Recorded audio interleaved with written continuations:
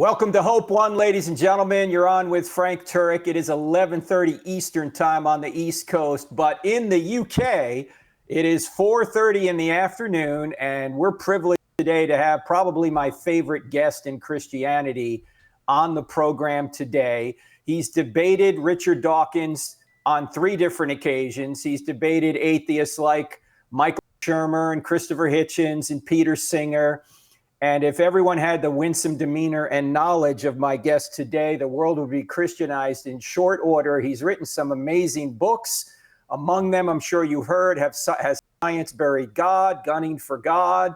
He's written 7 Days That Divide the World. He's written Determined to Believe with a question mark on it. He's written Can Science Explain Everything? And his brand new book that is coming out in the next few days is a book about the coronavirus. The title is Where is God in a Coronavirus World? And it's none other than the great Dr. John Lennox, all the way from Oxford. So let's bring Dr. Lennox on. John, how are you this afternoon in the UK, sir? Very well, thank you. It is always a privilege. Yeah, I know you're locked down, so are we. And how are you and Sally? Are you making it okay? Well, we're very well. They're good neighbors looking after us, and we're just pleased to be able to not only be locked in our homes, but we discover there's a whole internet world out there so that we can reach out and share things with people in a way that would not have been possible in the previous generation. Well, you are doing wonderful work. I say in the past 2 or 3 years, John, you have put out so many wonderful resources. So you're very industrious as you're locked down there. And this brand new book is excellent and timely. As I just mentioned, it's called Where is God in a Coronavirus World? How did this book come about? Because were people asking you questions, what about the coronavirus and God? I mean, what prompted you to write this, John? What really prompted me was the fact that I'm a mathematician. And although I'm no statistician, I do know what exponential growth means. And when this thing started, I sensed that it was going to very rapidly multiply and be very scary for people. And I thought, perhaps I can write something into this. So I started and worked for a week, basically, from morning to night, late at night, and produced this little book, of which this is a copy. So you can see that for the first time that I've shown it. There it is. Mm-hmm. Where is God in a coronavirus world? So that's the history of it. And the book company grabbed it, and within a few days they had it printed and ready to go. Well, it's ready to go now. I know in the US, I think Amazon may say April 20th, but it might come out earlier than that. We're going to put a link where you can get this book for $6. And trust me, it packs a great punch for a very short book. But you're going to want to get this book by Dr. Lennox. And I read the entire thing in just about an hour and a half or so, Dr. Lennox. It's a short book, but as I say, it carries quite a punch to it. And you write about, in the beginning, the fact that we're feeling vulnerable in this unpredictable world. But you also, in the book, write about the fact that this is not unprecedented. There's been plagues and worse plagues and difficulties before. So why do you think in today's modern world that we're shocked that we're vulnerable right now? Well, it's unprecedented for us because we've never lived through anything like it. The last really big one was some years ago, a flu pandemic, and then back through the ages with the Black Death and the plague of Justinian and so on. These were plagues that wiped out millions of people, so its scale was huge. I think Francis Collins, your director of the National Institute of Health, got it right when he said in an interview recently that the scary thing is its transmissibility. SARS was one of the things we remember a few years ago, but you had to be very sick in order to transmit it. With COVID-19, you appear to be able to transmit it without any symptoms whatsoever. And that makes it very scary for people. And seeing it spiral around the world in such a short time, and its effects on the economy, on the health system, on industry and on travel and all the rest of it are something that we thought we'd left behind long ago. We thought that technology had solved all these problems when it clearly hasn't. So it is scary for people. And in a lockdown situation, people get lonely. I mean, my heart goes out to people who've had to say goodbye to loved ones and not even touch them, not even a hug or a kiss because of the danger of spreading this. So there are many reasons for us to be very disturbed by it. Yes, and you point out in the book, again, the book is called Where is God in a Coronavirus World? Dr. Lennox, you point out that there's some benefits to going through problems like this, pain, vulnerability. It can build character and lead us to God. How does it do that? I mean, you quote C.S. Lewis and you have your own thoughts in there. How can this be a good thing in that sense, in the outcome? There can be good things that can come from this difficulty. Well, I think we need to be very careful to analyze that. What I say in the book is that pain in itself isn't a bad thing. Otherwise, every time you put your hand near a fire, you would burn it. It's a protective mechanism. And similarly, watch an athlete training. They're prepared to go through a lot of things to build up their physical strength. And I think Dostoevsky said he could never imagine a really great character who hadn't suffered. That the experience of suffering does things to people, and we respect them for it. But the trouble comes with something like this, which is absolutely off the scale. Although I think we need to regain a sense of proportion, because a pandemic like this, the catastrophe is a series of little catastrophes, millions of individuals who are suffering or bereaved or whatever. So it's important to realize that each incident of people suffering, that's the thing we need to concentrate on and ask ourselves the question, is there any source of comfort that is meaningful and not just a platitude? You know, what I fear is intellectualizing the whole thing. Now, I feel some people have real questions.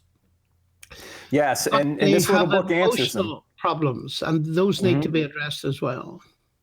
Yes, in fact, some people out there, some Christians out there right now, Dr. Lennox, are saying that the coronavirus is a judgment from God, and you write about this in the book as well.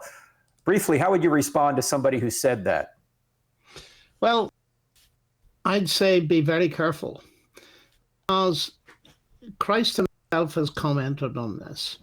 But going back to the Old Testament, often people say things like that because they are aware of the plagues in Exodus, and they say those were a judgment of God. Yes, but we have the word of God about them. As far as I know, we don't have a direct word of God about COVID-19. And we need to be careful because of what Jesus said about this kind of thing. There's a very famous incident in Luke chapter 13 where Jesus is standing on the Temple Mount, and some of the crowd say, you know, this is the place where Pilate massacred a group of worshippers. That was moral evil. It was terrible. But Jesus then said, yes, and there was also an incident where the tower of Siloam fell on 18 people and killed them. That is what we call natural evil, although evil's not a good word. That's like the coronavirus. It's part of the fabric of nature. It's not other people causing it, so to speak. And Jesus said, do you think that these people involved in either the massacre, moral evil, or the falling of the tower, natural evil, were sinners above all other sinners? He said, no, they weren't.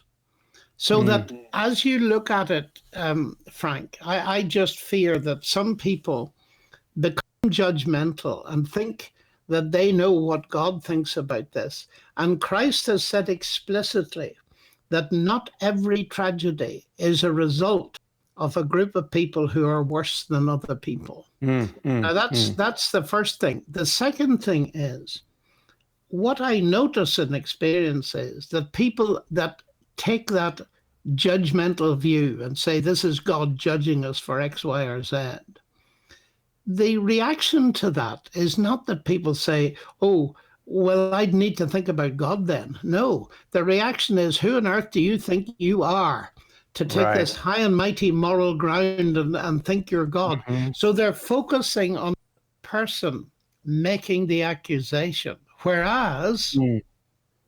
if we were to stand back and ask a more nuanced question, C.S. Lewis puts it brilliantly. He points out that pain is God's megaphone to wake us up. And Mhm. things like the coronavirus certainly wakes us up because we Right. are conscious then immediately of our vulnerability and mortality.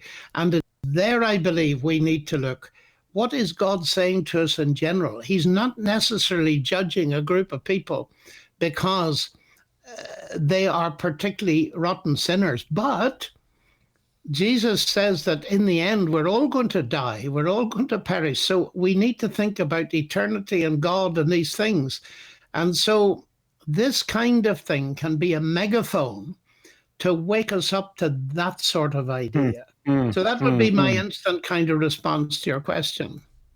You also have a chapter in the book on atheism, and the title of the chapter is Can Atheism Help? And again, Dr. Lennox's new book is called Where is God in a Coronavirus World? It will be out in just a few days. So go to Amazon or wherever you can get books. You can pre-order it right now. It is very timely, very succinct, and it has many more. Here it is right here. As you can see, Jorge just put it up. It has many more insights that we can cover in this short interview here. In fact, this is the third interview Dr. Lennox has done today. So we only have him for about 30 minutes, but I just wanted people to know about the book. But you, in the chapter, Can Atheism Help?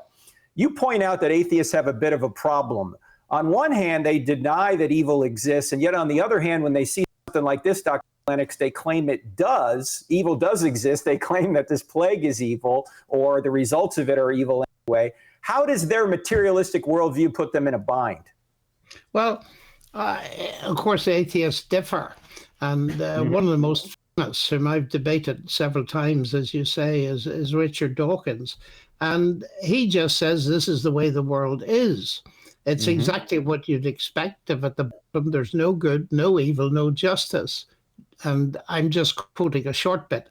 DNA just is, and we dance to its music.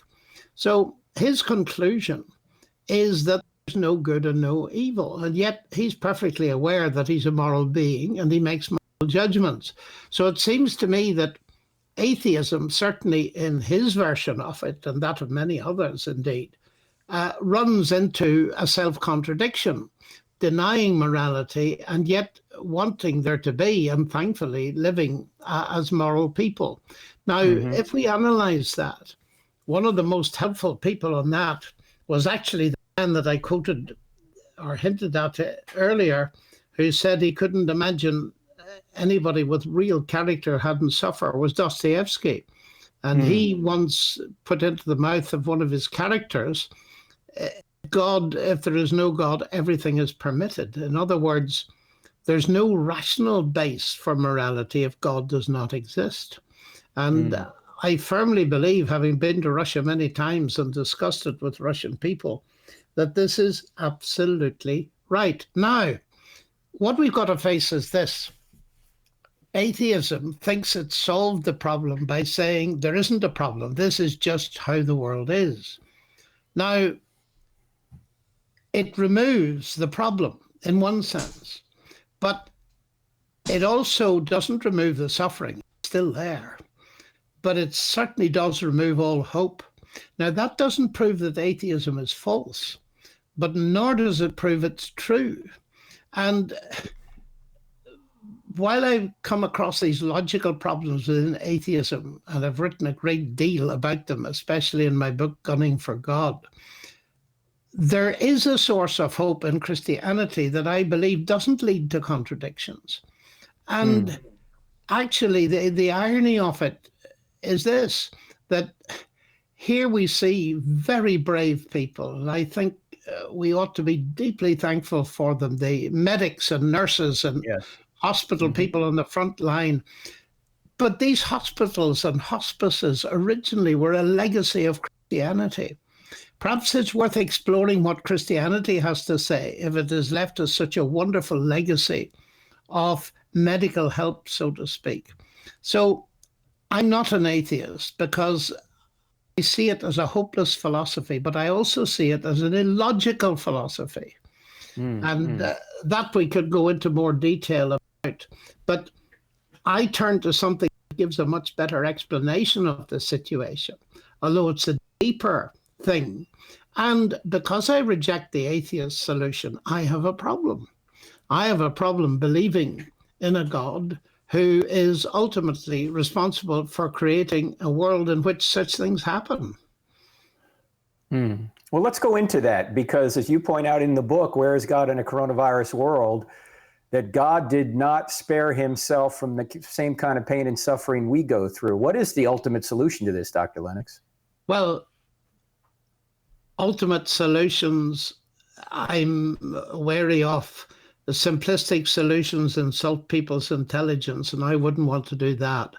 But what I see at the heart of Christianity, specifically and uniquely there, is the claim that God became human in Jesus Christ, and he died on a cross. And if that is God on a cross, we've got to ask ourselves the question, what does that mean? What is that telling us?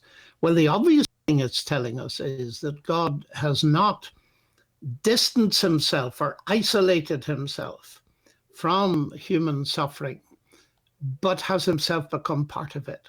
And if that's an insight into the heart of God, perhaps it's worthwhile going further and discovering that this death of Jesus is actually, although it seems to be defeat, it is actually God's way in to solve ultimately the problem of human sin and guilt and the pain and fracturing of the world that has resulted from sin's entry into the world at the very beginning of human existence.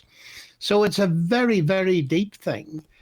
But the important, utterly crucial thing to me is that Christianity doesn't end on a cross. Christianity has at its heart that Jesus was raised from the dead by the power of God. And the salvation that Christ offers to those who trust in him gives people peace with God, which they'll never get anywhere else. But it also gives them a life that transcends death and cannot be destroyed by COVID-19. COVID-19 may kill our bodies, but the wonderful promise of Jesus to those who trust him is that one day they will be raised from the dead and they will be eternally with him in a world where there's no death, pain, or crying.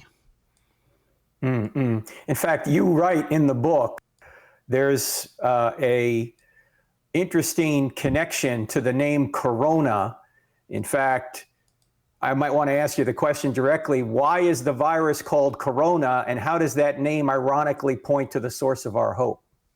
Well, we see pictures of the coronavirus, and it looks very much like a crown with all those things poking out of it at the top.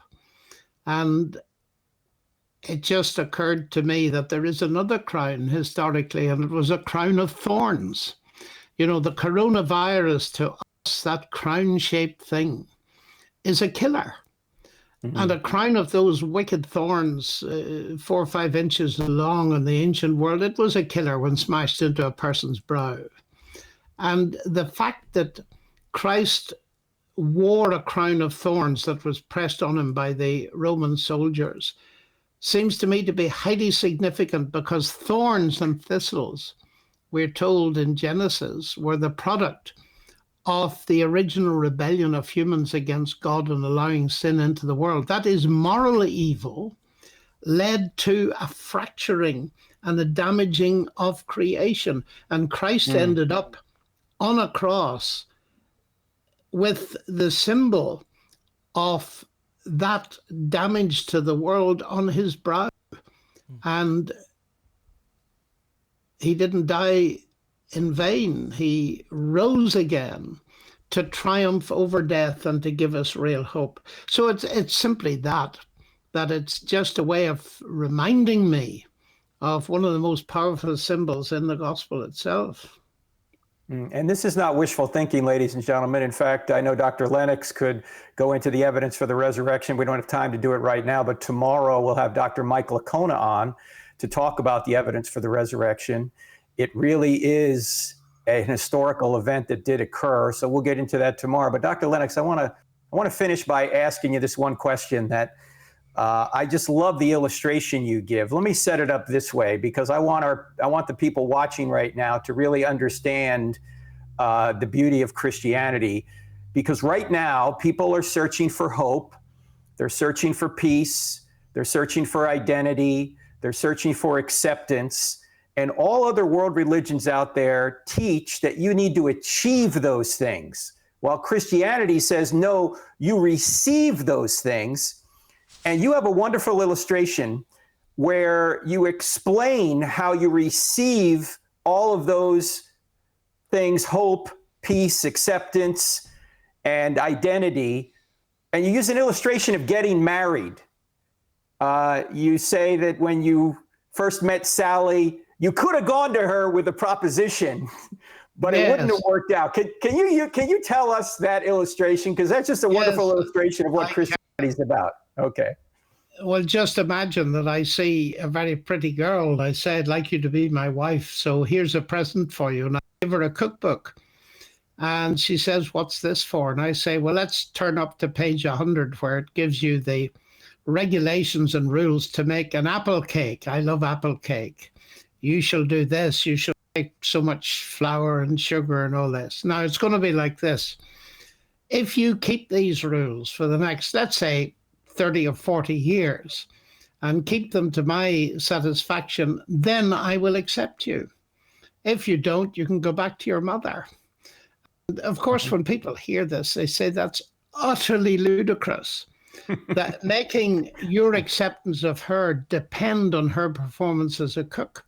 And yet I say there are millions of people out there who think exactly that of God, that we try and keep the rules, moral rules, whatever ones we care to think of, and we hope that one day God will say, well, you've done enough to be accepted. And I say very bluntly to people, you would not insult a fellow human being by making your acceptance of them depend on that kind of merit. So I didn't do that. We got married and she accepted me and I accepted her completely at the beginning.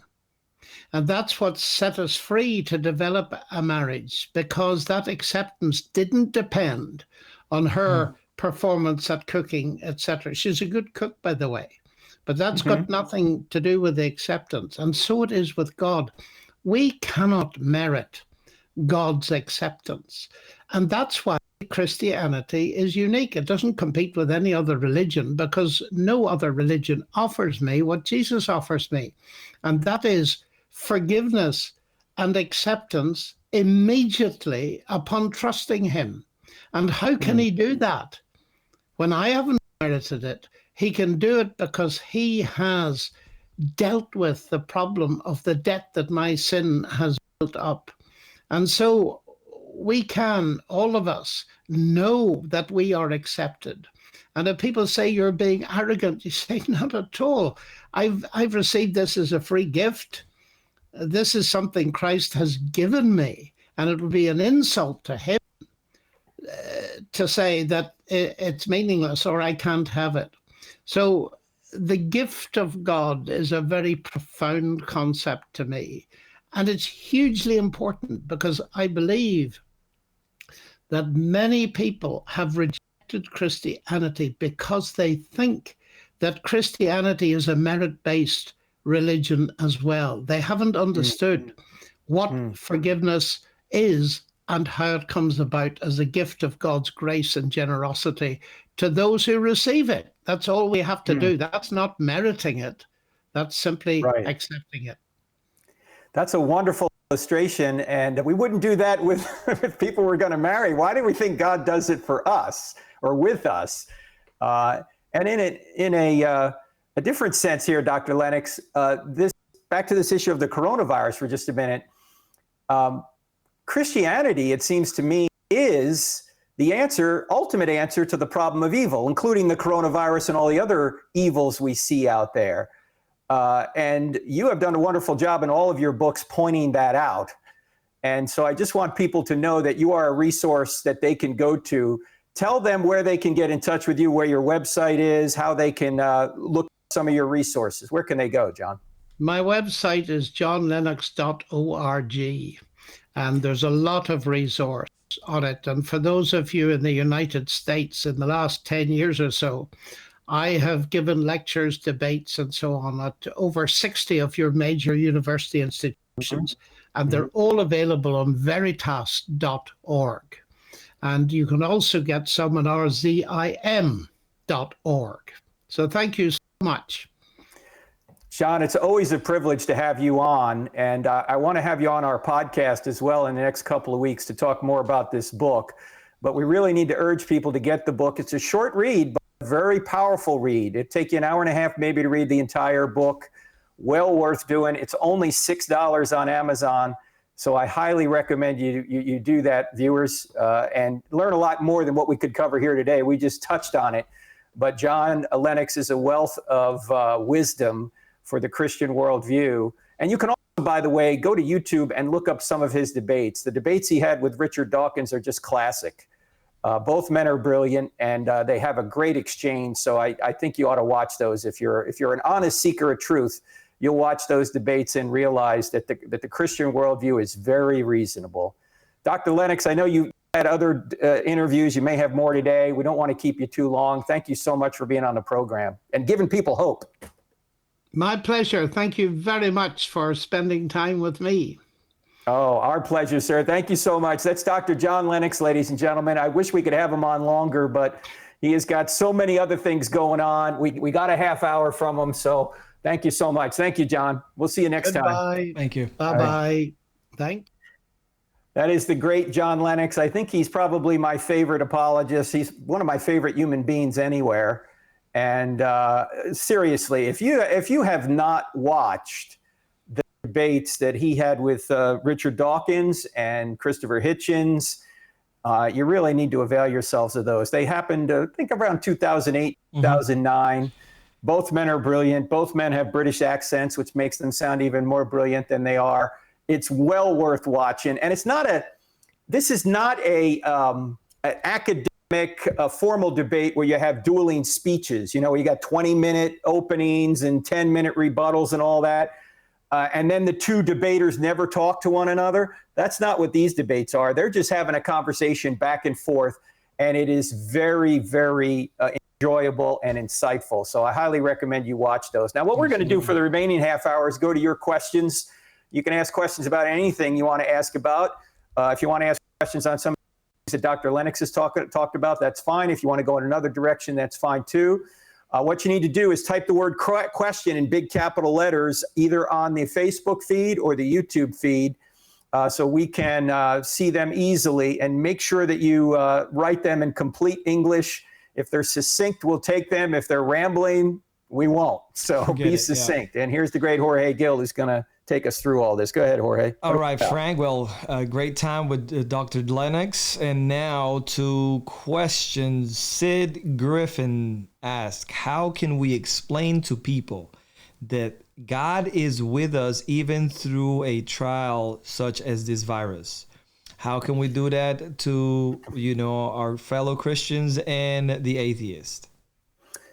Well, for a fellow Christian, you go to the scriptures. If the Christian believes in the scriptures, I hope they do. I'll never leave you or forsake you. You can read probably the peak of the entire Bible in terms of theology is Romans chapter 8. Just go read Romans chapter 8, and you can see that no matter what happens, that God works all things together for good, and nothing will separate us from the love of Christ. Even though we go through pain, suffering, and difficulty here, nothing will separate us from the love of Christ. Now, for an atheist, if an atheist doesn't believe in God, there's nothing I can do to convince him that God is never going to leave them. He already doesn't believe in God. Mm-hmm. So I would, you'd have to ask questions. Well, why don't you believe in God? And what evidence would you need to see to believe in God? And oh, by the way, why is there evidence for anything? Not just why is there evidence for God? The reason there's evidence for anything is because we live in a reliably designed world, and our senses can ascertain truths about the real world. And that seems to require a orderly world where there's reliable cause and effect. So atheists claim there's no evidence for God. I ask them, why is there evidence for anything? Because we live in a world that's filled with order, design, teleology, direction. Well, if that's the case, it seems like there must be an orderer, a designer, a director of all this. And these are arguments that can go back to Aristotle and Aquinas and others. Absolutely. Great question here by Mr. Wayman Edwards. He says, how can there be free will if God already knew the outcome of his creation before they were even created? Now, he then would ultimately be responsible for all life choices? Well, it depends on what you mean by that. Is God responsible in the sense that he created human beings and they sinned? Well, in the sense that he created them, yes. But he didn't physically or directly choose their choices. To use an analogy, when parents have children, they created the possibility that their child would do evil, but they don't actually do the evil directly when their child sins. Yes, they created the possibility for evil. They also created the possibility for love, but they're not responsible for doing evil when their kid does evil. The kid had a free choice, and the kid made the free choice to do evil. Now, the broader question is, how can we be free and God's sovereign? And the short answer to it is, just because God knows what's going to happen doesn't mean he's causing it to happen directly. For example, just like when a mother puts her child to bed, an infant to bed, she knows that at some point during the evening, that baby's going to wake up and want to be fed. But because she knows that, is she causing that baby to wake up? No. Knowing something is going to occur is not the same as causing it to occur.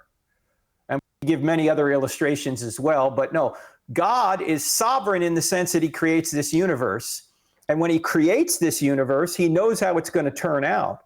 And when he elects to create this universe, he elects the outcome. But that doesn't mean he's causing every individual choice in the universe. Mm-hmm. People still have free will inside the universe, just like a child has free will after his parents create him. He just wouldn't exist unless his parents created him. Now, there's a book written on this by our guest, Dr. John Lennox, called Determined to Believe. It's got a question mark after it. And he goes through all the details here, scripturally and philosophically. So if you want to go further, I'd highly recommend you get that book, Determined to Believe. Also, my co-author, Dr. Norman Geister, has written a book called Chosen But Free. There's a book right there that you can get. Chosen But Free. All right. All right. Well, my boy Sam says, Frank, what book best addresses the problem of evil that you've read other than the Bible? What are your favorite books that you've read during this time to help you deal with this? There's a lot of books that deal with the problem of evil. I mean, I'm looking for one of them. There's one by Clay Jones called Why Does God Allow Evil? It's on my bookshelf here somewhere. Why Does God Allow Evil? That's a good one. William Lane Craig's little book called Hard Questions, Real Answers deals with issues like that. Again, it's on my bookshelf somewhere here. I'm looking for it. That's an excellent book. That helped me. Here's Clay's book, by the way. While you do that, I will say there's a great book by Dr. Gary Habermas called Enduring Your Season of Suffering. He wrote with a psychologist, and that is a fantastic book to read during this time. I highly recommend it. Yeah, in fact, give them a brief overview of what happened in your family, Jorge, and how you got through it, because this is real world stuff. In the beginning of 2012, I went through a period of transformation in terms of I had been pulled over and they checked my immigrant status, and I ended up spending 9 months in an immigration detention center where I met the Lord and I was transformed.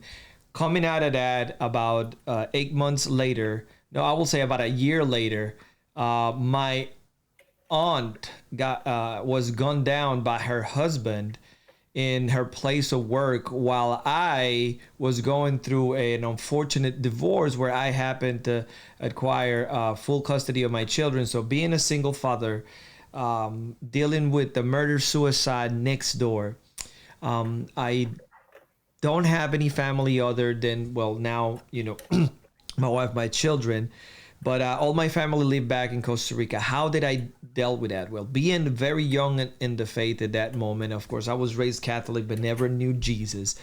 I was able to hold on to the promises that God gave me. And since I don't know Christianity apart from apologetics, I was able to satisfy all of my intellectual questions. And at the same time, I saw the body of Christ working through the church, working in my life, in the scriptures, giving me hope that allowed me to have a complete view of the fact that yes, he is with me. He is right there on that cross suffering. He can relate to my suffering. And at the same time, he allows me to dig a little deeper into his thoughts, to comfort me, and to know that even if I don't have an answer to everything that is happening to me, and some things appear like they're gratuitous evil, I know that at the end of the day, he is with me, and one day he's going to wipe my tears with his own finger. So I didn't have to worry about anything else other than that. I do my job, and that is to obey him and to raise my family in the knowledge of the Lord to the best of my ability, and to produce people, to produce disciples, and to disciple others. So I did my part, and I'm completely and absolutely sure that he's going to do his, so I don't have to worry about what comes tomorrow. Same thing with the coronavirus. I am not worried about the future in terms of what the ultimate end is going to be, but I am very careful when I go buy groceries. So one thing doesn't cancel out the other. Exactly. Yeah, you want to protect yourself, your family, and others.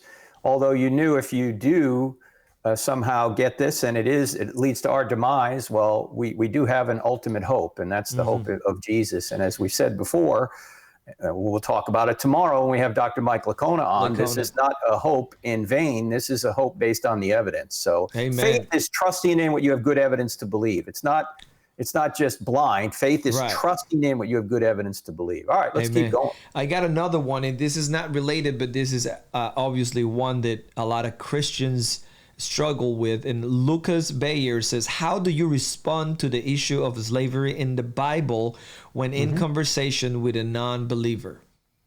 Well, first of all, if it's a non-believer, I'd ask, why do you think slavery is wrong? I mean, what sort of standard do you have in order to say that? Because if the person is not a believer in God at all, then first of all, they have a moral intuition that slavery is wrong, and they're correct about that. But the question is, why is it wrong if there's no God? If it's just your opinion against a slave owner's opinion, why are you right and the other guy's wrong if there's no standard beyond us? So this is what we cover in the book, Stealing from God, that when you bring up these objections, you're actually stealing a standard from God in order to say he doesn't exist. But to deal with the question directly, which, by the way, a great book on not just that topic, but all topics related to the Old Testament is this book by Paul Copan, Is God a Moral Monster? So if you want to get into this in great detail, and you're open to getting into it, get this book by Copan. But the short answer is this: the kind of slavery talked about in the Old Testament is not the slavery we think about from the United States 150 years ago. In fact, not just the United States, all over the world, slavery was practiced. The kind of slavery in the Old Testament is called indentured servitude. If you're in debt, you can put yourself, you could work off your debt by being a servant to the person to whom you owe the debt. And after 7 years, whether or not that debt was paid off, you were let go. A lot of people liked the arrangement, and they became bond servants, whereby they would actually agree to be the servant of this individual for the rest of their lives in turn for having room and board, basically, and being taken care of in that regard. So the kind of slavery that we think about in the Bible, or I should say in the world 150 or so years ago is not the kind of slavery the Bible's talking about when it talks about slave. In fact, one of the things that the King James gets right, and I think it's probably true in the New King James, is they don't translate the word slave, because it's not. It's servant. Servant is the proper determination or the proper translation of the word, not slave. Yeah.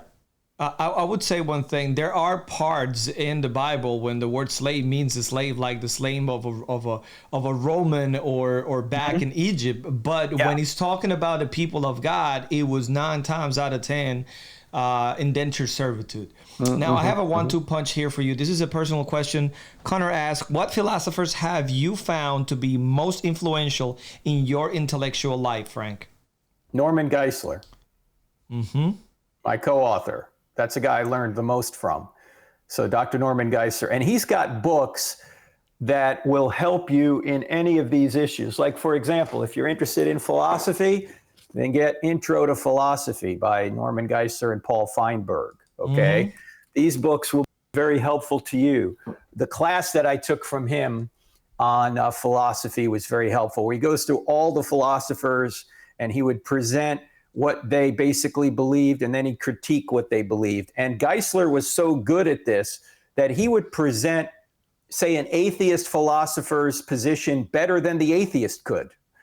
He would steel man the atheist position, not straw man. Straw man is when you characterize it in a weak way, because it's easy to knock over a straw man. Geisler would make the argument better than the atheist could. Here's what this guy's saying, and he would critique it. And the key point, the key tool you could use to evaluate whether a particular philosophy is correct or not is what we call in the book, I Don't Have Enough Faith to Be an Atheist, we call it the Roadrunner tactic. And that is pointing out whether a particular philosophy or statement is self-defeating. Is it self-defeating? Like, for example, Kant said, who was Immanuel Kant, a very influential philosopher about 150 years ago, said, you can't know the real world. That's the easy way you can remember Kant. That was his main teaching. You can't know the real world. Why? Because the phenomena from the real world, when it gets to your mind, the noumena, your mind categorizes it in such a way that you can't know the real world in itself. You can only know what your mind does to the phenomena that you get from the real world. Now, if you apply the Roadrunner tactic or the law of non-contradiction to that, you would ask Kant, when he says you can't know the real world, how do you know that about the real world then? Why can Kant know about the real world, but we can't? Okay, so this is an easy way of pointing out logical contradictions in some philosophers. And if you buy into Kant, you buy into all modern philosophy, which is basically agnosticism. So that's a short course in philosophy in just a minute, but that's the main tool that Geisler would use to evaluate all these different philosophers. Right. Okay. So, Frank, before we go to the next question, and I think this one is by Guillermo, is a great question. Let's tell people about the courses that they can still join right now. Yeah. In fact, right now, today, we're starting the Zoom sessions for Fearless Faith and Why I Still Don't Have Enough Faith to Be an Atheist. In fact, at 1 o'clock today, that's 45 minutes from now, I'm doing a live Zoom session for Why I Still Don't Have Enough Faith to Be an Atheist.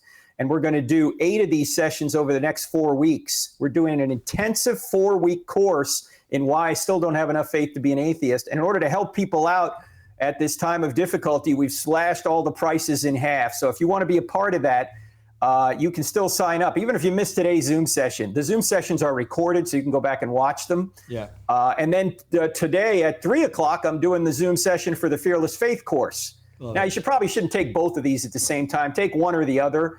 And the Fearless Faith course also includes J. Warner Wallace, cold case homicide detective, and Dr. Mike Adams from the University of North Carolina at Wilmington.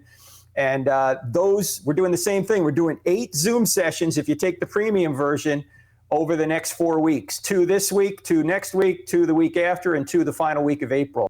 And we decided to do that, Jorge, because we know people are at home. Well, we might as well not be home alone. We might as well use this time to learn from one another. And so that's what we're doing. So go to crossexamine.org, click on online courses, and sign up now. Dr. Turek, what's your view on people that need to go to work, otherwise they will starve, and at the same time is risking transmitting the virus on other people or even in their family? You cannot take the risk to zero. you risk just getting out of bed in the morning. If you tried to take the risk to zero, you would never get in a car. We wouldn't drive more than 10 miles an hour, right? What we'd have to do is we have to balance the risk against the benefit. There's always risk no matter what you do. And I think the people out there right now who are working in medicine, who are working in the grocery stores, who are working in trucking, farming, these people are heroes because they're out there and they're putting themselves, at least theoretically, particularly the medical people, in harm's way. The medical people certainly are in harm's way of the virus. And they don't have to do this, but they do it because that's what they do. And if they were to shut down, then obviously a lot more people would die. Now, look, we're not completely shut down. Look, we're on the internet right now. How come the internet's not shut down? How come we have electricity? How come we have heat? How come we have air conditioning? How come we have water? All utilities are still up. Why? Because people are working. Grocery store, we still got people at the grocery store. Absolutely. Still people at Lowe's, right? These people are doing what they need to do, and you can't take risk out of life completely. Mm-hmm. So they're taking the proper precautions, social distancing. Maybe they're wearing masks. Maybe they're using the hand sanitizer a lot. And pretty soon we're all going to be going back to work because you cannot sustain this kind of lockdown without creating more death and destruction than staying in it. Yeah. And we've talked about that on previous Hope One shows. In fact, you can watch the Hope One show from yesterday with Dr. Daniel Eichenberger for more on that. Yeah, that was a home run, man. I love that show, man. John Medina has got a question that I would like to answer. He says, why or how is Catholic religion not allowing their followers to know Jesus? I was raised Catholic. Now I understand I did not know Jesus. I was not aware of his glory, grace, and beauty. Well, in my case, I grew up in a country where it's 95% Catholic, Roman Catholic. It was all tradition. I went to Mass faithfully. I took communion. I did all the sacraments, and I did the catechism every Saturday. Went to learn, and I really didn't know Jesus. So it was more of a cultural. It was more a thing that was related to just a tradition. My family wanted me to do it because it was just a thing to do. So that is why I didn't learn anything about Jesus. So I cannot, it doesn't go for everybody. I know some Catholics that are more in tune with their Lord and Savior than most evangelicals, but that is a different story. I think this is based on the location and the case by case basis. Yeah, and the main issue for me, and I was brought up in a Catholic church, went to Catholic high school.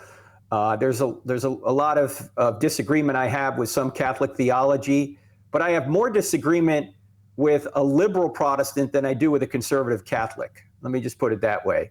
The real issue is more theological liberalism than it is Catholic Protestant, because I have more in common with a conservative Catholic as a conservative Protestant than I have in common with a liberal Protestant. A liberal Protestant hardly believes in God. There are denominations in Protestantism that are so far theologically left that they hardly believe in God. That's why my co-author, Dr. Norman Geisler, said some of these denominations are nothing but hymn-singing Rotary clubs, right?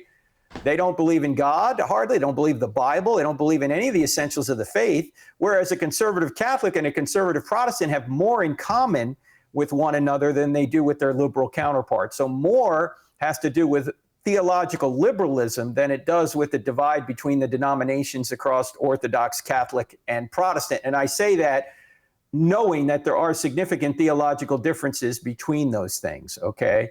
Yeah. In fact, we have an entire course on the essentials of the faith that people can avail themselves of if they want to look into this more. But since I normally speak at Protestant churches, although I have done some Catholic churches as well, I normally get the question from Protestants, do you think Catholics can be saved? And I normally say, I even think some Baptists can be saved, right? Because it's not where you go to church, it's whether or not you've accepted the free gift of salvation. You've repented and accepted the free gift of salvation that Dr. Lennox talked about earlier in this podcast, in this live stream, I should say. That's correct. But if you want to go into the differences of Roman Catholics and evangelicals, this kind of thing can never end. What did Solomon say? The making of many books is weary to the body. Okay. This is probably the best book you can get on it. It's called Roman Catholics and Evangelicals, Agreements and Differences. It's written by Dr. Norman Geisler and another gentleman by the name of Ralph Mackenzie. And this book is even endorsed by Catholic scholars. So it's a fair book. If you want to know the differences between Roman Catholics and evangelicals, I suggest you pick this up. There it is. Frank, this one is for you. Is it correct to say, where it applies, that all calamities, natural or otherwise, occur because the world is dying? As mankind fell, so did the domain is entrusted to him. Yeah, you can trace natural evil back to moral evil. And Dr. Lennox points that out in his book about the coronavirus. He goes into detail there. But, you know, you can go to Romans chapter 8. You can go to the opening, the third chapter of Genesis. You can see how the natural evil is ultimately a result of a moral choice that first made in Adam and Eve, and we all continue to make. Yeah. I have this one. Gary, God caused the flood. Did God cause the virus or just allowed the virus? Does it even matter? It depends on what you mean by cause. Is God holding all things together? Yeah, of course he has. Yeah. He's holding it. And when we say God is everywhere, we don't mean he's physically everywhere. That would be pantheism. We mean that God's power is present and he's holding the entire creation together. Now, did God specifically create a virus? Now, virus, by the way, is not a living thing. And next Tuesday, we're going to have, at least the plan is to have Stephen Meyer on to talk more about viruses. And in John Lennox's book that we just talked about, he's got a little section in there, and he points out that most viruses are actually helpful. They're not harmful. But in any event, regardless of that, God created all things, and there's nothing morally bad about the coronavirus, metaphysically. Just like there's nothing morally bad about Satan. Metaphysically, Satan is a good being, meaning he has mind, emotion, and will. He just uses them for evil ends. The coronavirus itself is just a physical entity, and there's no moral component to it. The problem is when we get the coronavirus, then if it's attacking someone made in the image of God, that's all of us, then we sense that there's something wrong going on here. But morally, it's not evil in itself. It's just a bad relationship between a virus and a human body. And so God had said that he is going to right all that in the end, and there will be no more pain, no more suffering, and all tears will be wiped away. Excellent. I got a question here that is related to one of the meme responses that our team put together not too long ago. And this is the question. The question is, so I've seen an atheist, Daniel says, shared a picture where they stated that when a cure is found for the virus, don't thank God, thank a scientist. Why is this statement theoretically incorrect? And I'm going to bring that meme so you can explain to us what we're looking at, okay? Go ahead, bring it up. There it is. All right, you see, you have, let's see, a Jewish person, a Christian, and a Muslim trying to ward away the coronavirus, and then you see a doctor who has some sort of disinfectant, and he kills it. And the original meme said, I can't remember what it originally said. Do you remember what it originally said, Yeah, Jorge? the original meme said, you prayed all you want, only science can fix this, or something like that. Yeah. Yes. And then we pointed out that science would be impossible without God. And I don't know if I can read it here, but the doctor is thanking God that he is given the gifts by God to try and heal people. Science would be impossible without God. This is what I point out in the book, Stealing from God. Why? Because first of all, you need a universe. Second of all, you need human beings to do science. Third of all, you need an orderly universe so you can have reliable cause and effect. And all that order requires an orderer who continues to keep the natural laws going in the direction they go in. This is all unpacked in the book, Stealing from God, if you want to go into detail. And what God has done is he's made us ambassadors here on earth. We're imagers of God. And he's given us the ability to use our minds and use the natural world and to subdue the natural world with our minds. And in order to do that, or when we do that, I should say, we can help create cures or discover cures for certain diseases. Without God, none of that would be possible. And can God intervene through prayer? Yes, he can do that as well, but he does it in both means. He does it when we pray, and he also does it when we use our mind and use the abilities God has given us to reorder the world in a way that can help us by curing diseases and farming and building and doing all these things we do to cultivate creation. That's where you get the word culture from. You're cultivating the creation. So we are here to subdue creation, and God uses us to do that. Sometimes he does things directly through miracles. He always sustains the universe, and he also allows us to intervene and cultivate this world through the natural cause and effect, and using our minds to use that natural cause and effect to create these or discover these cures and medicines and all these other things we do. Good deal. Well, Frank, for all of those watching, go ahead and make sure you go and like that post on our Instagram account, the R. Frank Turek. That's the handle. You can also go find it on our Facebook pages. Make sure that you sign up. Frank will be live on Why I Still Don't Have Enough Faith to Be an Atheist.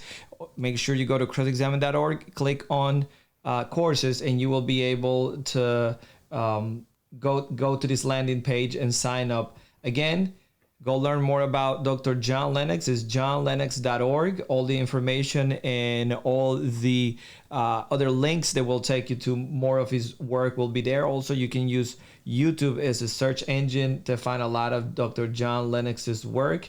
And make sure that you go and pre-order a copy of the book that John put together for us, so we can learn a little bit more about what's going on. So with that being said, Frank, is your opportunity to tell people, how they can have hope before we sign off. Yeah, our ultimate hope is in Jesus, as all Christians know, and I'm hoping that non-Christians come to realize that, because if you're upset with the way the world is, you're presupposing it ought to be a certain way. Well, if it ought to be a certain way, you can't explain that just by molecules bumping into one another. There's got to be a standard beyond us, not only a moral standard, but a standard of what life should be about. And that standard comes from God's nature. He has given us a purpose here on earth, and he's given us the ability to know that purpose. And he's also given us the ability to drive toward that purpose by using our minds and through prayer and other means. And that purpose is to know him. And as Dr. Lennox said earlier in the broadcast, that sometimes through difficulty, that's the only time you really will come to learn him.